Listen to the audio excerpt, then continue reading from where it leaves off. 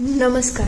आजच्या एपिसोडला जर मी शॉर्टमध्ये एक्सप्लेन करायला जाऊ तर इकडे आर के लग्नाचं आग्रहाचं आमंत्रण घेतो आणि त्यानंतर तो स्पॉट बॉय त्याच्याजवळ येऊन सगळं सत्य सांगणार आहे की तुम्ही सांगलं त्या हिशोबाने मी सगळं केलं, पुढे जाऊन असं काही काम असेल तर मला द्या, म्हणून आर के ही खूप खुश असतो. मीनवाईल मोहिनी आणि आर केचा आजचा शॉट क्लिअर होईल आणि पॅकअप होणार आहे.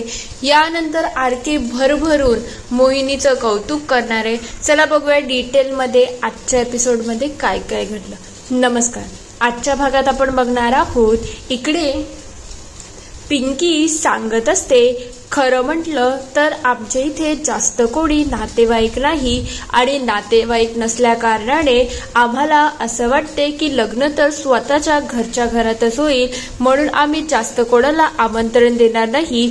तेव्हा आर के विचारतो, मग मी त्यांच्यामध्ये येतो की नाही, की मला सुद्धा आमंत्रण नसणार आहे.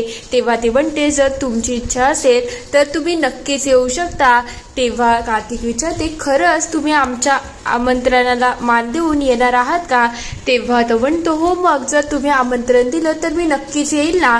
तेव्हा पिंकी म्हणायला लागते, तुम्हाला माझ्या भाई आणि वहिनीच्या लग्नाचा वाढदिवस निमित्त आणि लग्नासाठी माझ्याकडून खूप खूप आमंत्रण आहे, तुम्ही नक्की या. तेव्हा तो म्हणतो, नक्कीच मी इन्व्हिटेशन एक्सेप्ट केलं आहे.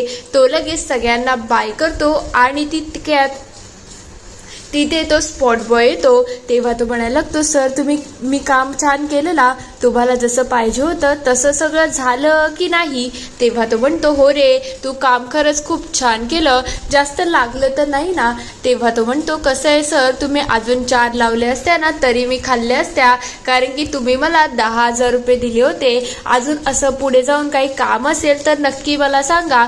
तेव्हा आर के म्हणतो, ठीक आहे, तुला मी सांगेल, पण आत्ता इथून गायब हो. आर के लगेच त्याला बाय करतो आणि स्वतःच्या कामाला निघून जातो. इकडे थोड्या वेळानंतर मोहिनी आणि आर केचा शॉट सुरू झालेला असतो.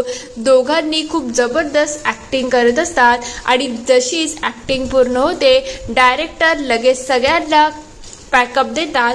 तेव्हा आर के म्हणतो, सगळ्यांनी 2 मिनिटं इकडे या, मला तुम्हाला एक महत्त्वाची गोष्ट सांगायची आहे. म्हणजे आजचा दिवस किती वेगळा होता तुम्ही विचार करू शकता.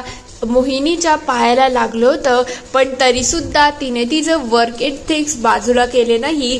तिने जेव्हा मी तिला म्हणालो की ती सुट्टी घेऊ शकते तेव्हा ती मला स्पष्ट शब्दात म्हणाली, सर, या सेटवरती खूप जणांचे पैसे लागलेले असतात, मग आपल्यामुळे त्यांचं नुकसान होता कामा नये, म्हणून तिला एंजर असताना सुद्धा एवढं छान काम केलं आहे आणि खरं म्हटलं तर या कामाचं आपल्याला तिचं कौतुकच करायला पाहिजे. मग तिच्यासाठी सगळ्यांनी क्लॅप वाजवायला पाहिजे. खरंच हे डेडिकेशन सगळ्यांना शिकायला पाहिजे. सगळे लगेच तिथून पॅकअप करून घरी निघत असतात. तेवढ्यात मोहिनी व्हॅनच्या बाहेर येईल. इकडे डायरेक्टर तिची वाट बघत असतात. तेव्हा ती विचारते, सर, तुम्ही ते काय करताय, काय झालं का, सगळं व्यवस्थित ना? तेव्हा ते सांगतात, मोहिनी, मी मुद्दामच तुझ्यासाठी थांबलो होतो. मला माहिती आहे ऍक्टिंगमध्ये तुला इंटरेस्ट नाही आहे, पण तुला एक गोष्ट सांगतो, आज तू जे काम केलं आहे ना ते खरंच खूप भारी आहे. जर तुला ऍक्टिंगची संधी आली ना तर एकदा त्याचा नक्की विचार कर. आणि दुसरी महत्त्वाची गोष्ट, आतापर्यंत मी आर केला कधीच मॉनिटर बघताना बघितलं नाही, पण पहिल्यांदा तुझ्याबरोबर सीन करताना त्याने मॉनिटरकडे 10 वेळा बघितलं असेल, नाहीतर त्याला घंटा फरक पडत नाही. आता मला असं वाटते तुला तुझ्या करिअरकडे लक्ष द्यायला पाहिजे. तर दुसरीकडे आर के इकडे व्हॅनिटीच्या बाहेर येतो आणि लगेच म्हणायला लागतो, बंटी, हे घे तुझ्यासाठी डबा. तेव्हा तो म्हणतो, सर, हा डबा तर मोहिनीने म्हणजे मोहिनीच्या आईने तुम्हाला दिला आहे ना? तेव्हा तो म्हणतो, ती काय माझी सासू आहे का तिचं सगळं ऐकून खायला? मला तर काही इच्छाच नाहीये सगळं खायची, तू संपव रे. तेव्हा तो म्हणतो, त्या दिवशी सुद्धा तुम्ही त्या वड्या खायला आणि तुम्हाला तुमच्या लहानपणीचं म्हणजे तुमचं लहानपण आठवलं, ते काही खरं होतं की खोटं? तेव्हा तो म्हणतो, माझे सगळे देवगडला आहेत आणि मला तरी वाटत नाही याच्यामध्ये काय खरं आणि काय खोटं. जाऊ देत, तसंही या गोष्टी नागाला देतात ना, मग नाग कधी कुठे फणा काढेल याचा कोणी विचार सुद्धा करू शकत नाही. इकडे मोहिनी घरी जायला निघतच असते. तेवढ्यात आरकेचं तिच्याकडे लक्ष जातं. तो लगेच तिच्या जवळ जातो आणि म्हणायला लागतो, काय ग तू अशी का चालली आहेस, एक काम कर माझ्या गाडीमध्ये चल. तेव्हा ती म्हणते, नको सर मी ठीक आहे, मी जाऊ शकते. तेव्हा आरके म्हणतो, असं कसं, तुला एवढं लागलं आहे आणि मी तुला एकटं सोडणार हे काही बरोबर वाटत नाही. तेव्हा मोहिनी म्हणते, सर जर तुम्हाला मला सोडवायचं असेल तर तुम्ही गाडीवरती येऊ शकता. तेव्हा तो म्हणतो, ठीक आहे मग मी गाडी चालवतो, तू मागे बस. तेव्हा ती म्हणते, सर ही गाडी ना माझी आहे आणि माझी गाडी फक्त माझंच ऐकते, त्यामुळे मी सांगते तुम्ही एक काम करा, तुम्ही हेल्मेट घालून मागे बसा आणि मी पुढे बसते. तेव्हा तो म्हणतो, तू आरकेला सांगते मागे बसायला, तेही हे पिंक असं फ्लावरी हेल्मेट घालून. तेव्हा ती म्हणते, हो मग जर तुम्हाला काय झालं ना तर बाकी सगळी दुनिया सोडा, पहिले ताईच माझी वाट लावेल आणि ते सगळं मला सहन करायचं नाही आहे, म्हणून तुम्ही हा हेल्मेट घाला. तेव्हा तो म्हणतो, ठीक आहे काही हरकत नाही. आरके लगेच हेल्मेट घालतो आणि मागे बसतो. मोहिनी लगेच गाडी सुरू करत असते. हे सगळं आजूबाजूची लोक बघतात आणि बंटीला सांगायला लागतात, बंटी सर बघा बघा काय होते. तेव्हा बंटी म्हणते, आता काहीतरी मोठं गडबड होणार आहे, एक काम करा लवकरात लवकर गाड्या काढा. सगळे लगेच गाड्या काढून त्यांच्या मागे मागे जायला लागलेले असतात. तर दुसरीकडे इकडे मोहिनी आणि आरकेची मस्त राईड सुरू असते. तेव्हा मोहिनी म्हणते, सर आज खूप उकडते ना, पण तुम्हाला तर एसीची सवय असेल, सॉरी माझ्यामुळे तुम्हाला खूप त्रास होत आहे. तेव्हा तो म्हणतो, हे छान वाटते ग, किती दिवसानंतर या सगळ्या गोष्टी घडते. खरं म्हटलं तर मला आठवणच नाही की मी याच्या मोकळ्या शॉर्ट्समध्ये कधी फिरलो असेल. तुला माहिती आहे का, मी पहिले खूप फिरायचो, खूप मजा करायचो, पण जेव्हापासून सुपरस्टार झालो आहे ना तेव्हापासून सगळ्या गोष्टी राहूनच गेल्या. मला तर आठवतच नाही किती वर्ष झाली मी पाणीपुरी खाल्ली असेल किंवा सगळ्या गोष्टी मी एन्जॉय केल्या असतील. तेव्हा मोहिनी म्हणते, असं असेल तर सर एवढा विचार करू नका, चला आपण आता पाणीपुरी खाऊया, मी तुम्हाला ट्रीट देते. ते दोघं लगेच पाणीपुरीकडे जातात. तर इकडे शालूला थोडी काळजी वाटत असते. तेव्हा बाबा तिथे येतात आणि म्हणतात, नको ना काळजी करू, ती कामामध्ये असेल, येईलच. तेव्हा पिंकी म्हणते, पण हे सगळं छानच चाललं आहे, पण तू काय एवढी पॅनिक होते. तेव्हा ती म्हणते, तसं नाही ग, खरं म्हटलं तर मला आता मोहिनीला एक प्रश्नच विचारायचा आहे, ती आमच्या लग्नावरती किती खर्च करणार आहे हे जरा जाणून घेणं गरजेचं वाटते. तेव्हा पिंकी म्हणते, आता तिने ठरवलं आहे तर ती नक्की खर्च करेल, मग तू जास्त विचार करू नको. तेव्हा बाबा म्हणतात, ती तर आपली पाय पसरून चादर पसरेल, तुम्ही काय काळजी करू नका, ती तशीही खूप हुशार आहे. तेव्हा पिंकी म्हणते, पण मला आरकेचं वागणं थोडं खटकत आहे, म्हणजे त्या दिवशी तो अचानक असा वागला, मोहिनीवरती इतके सगळे आरोप केले आणि आता तो 360 अँगल पूर्णपणे चेंज झाला आहे. तुम्हाला त्याचं वागणं थोडं संशयास्पद वाटत नाही का.